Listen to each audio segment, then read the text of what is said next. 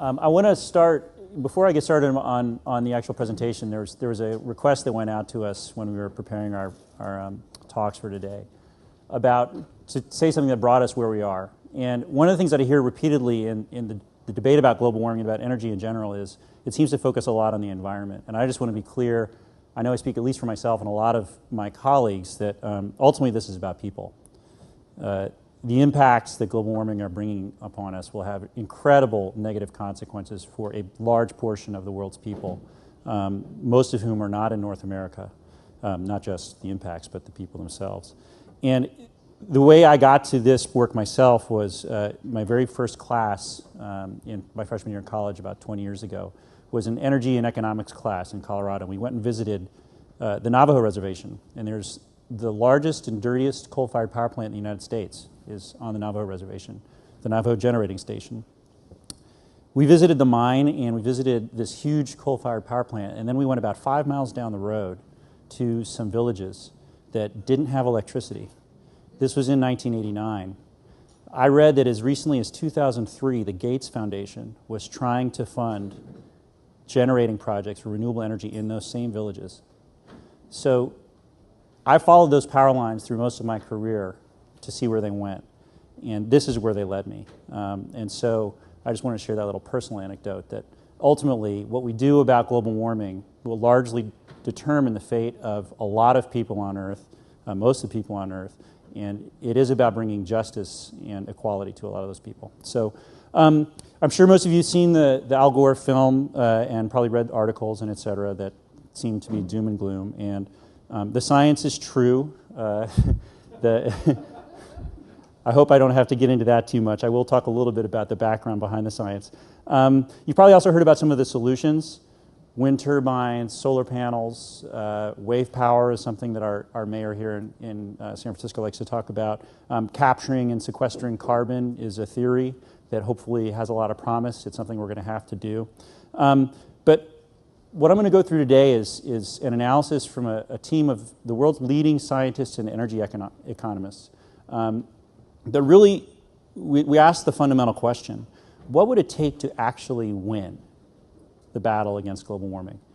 We know there's a lot of tactical things you can do, like renewable energy, like stopping coal plants, but it's a global problem. What would it take to address this global problem, and actually, what constitutes a win?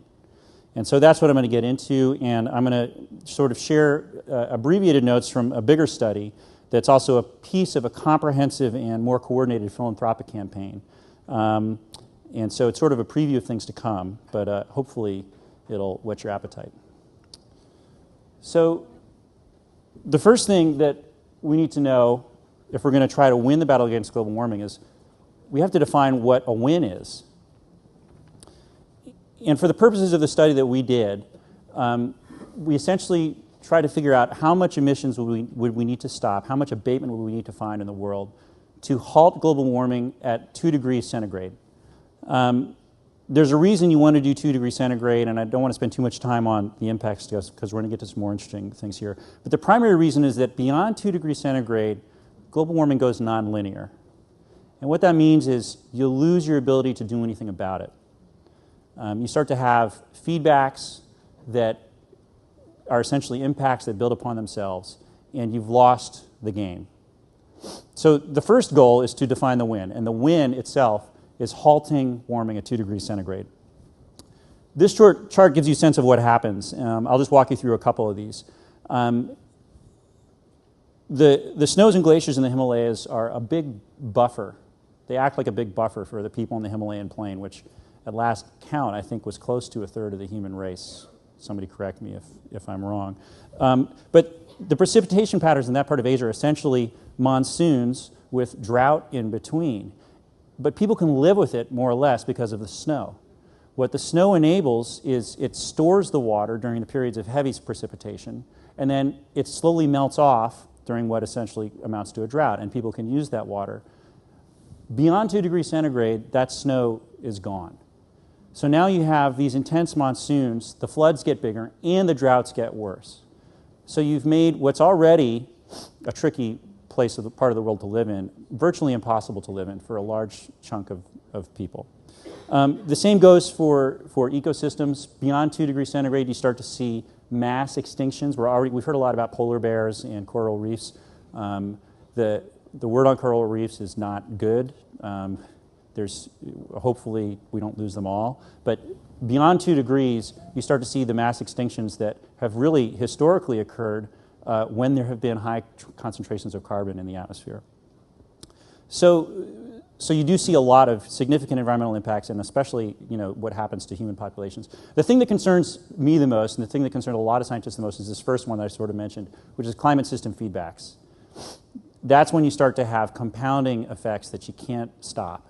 Just as an example, there are huge quantities of methane that are trapped in the Arctic tundra. Methane is 20 times as powerful as a greenhouse gas as carbon dioxide. When you have rising temperatures, that methane is released in the atmosphere. It has about a 1,000-year cycle in the atmosphere. Game over. So we have to act now.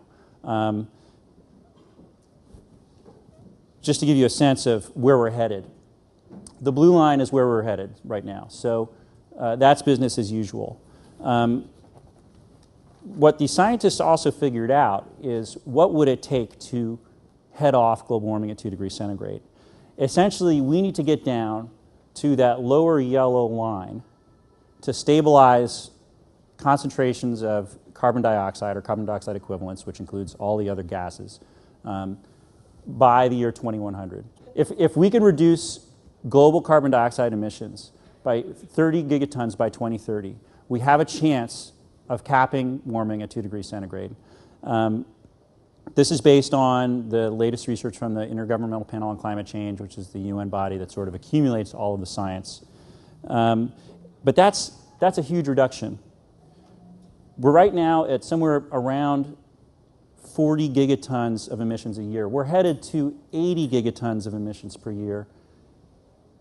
In 2030, at this pace, we'll be at 60. We need to be at 30. That's half. We have to cut our global emissions in half. Where in the world would you go to do that?